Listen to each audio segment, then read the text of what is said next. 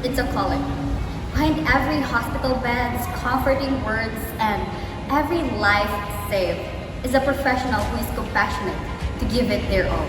But what exactly goes behind the scenes?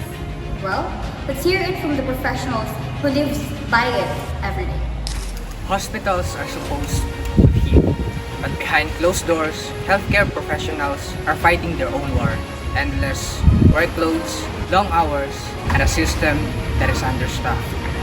Despite the struggles, they keep coming back because through the exhaustion, there's something that brings them through. What makes it all worth it? The answer is simple. The people. Puno na ang emergency rooms ng ilang ospital sa Quezon City. Hospital dealing with a shortage in healthcare workers. If the hospitals are full, where can patients go in case of severe COVID? What about yung sinasabi mong problema sa manpower? Kasi may kama nga, wala namang nurse, wala namang doktor. How serious is the situation and what are the solutions?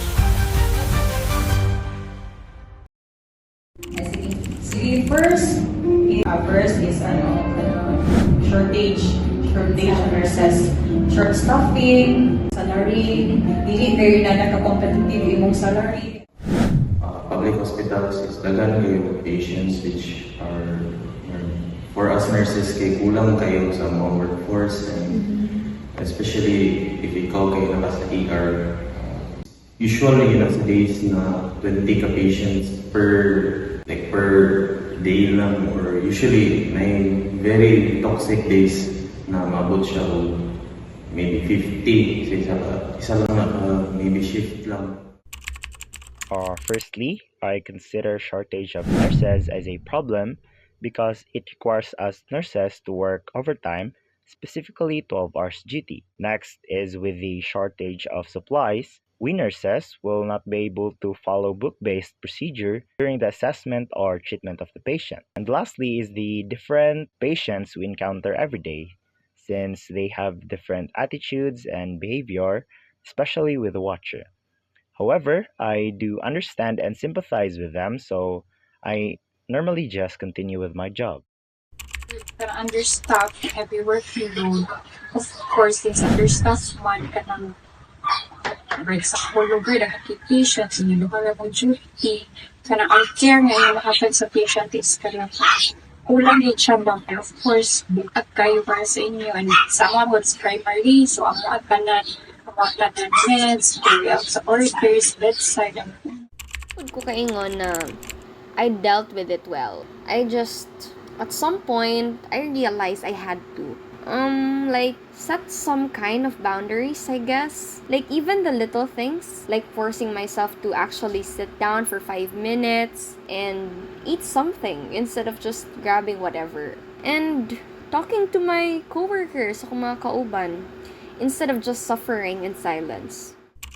Happy ganito karon kay kanang tugan happy ganito karon kay murag everybody is in their running era, their healthy era, di ba? Wow, kabalo na sila sa kuan. So pag-increase po sa CKD patients, okay pag-increase ito sa healthy era, sa healthy lifestyle sa mga people. So I hope mabalance with siya no, mawala na ang decrease na ang CKD patients and mas ma-aware pa ang everybody sa ilahang they be kanang health conscious na ba sa ilahang sa Working in a medical profession does not only define career, it defines lives.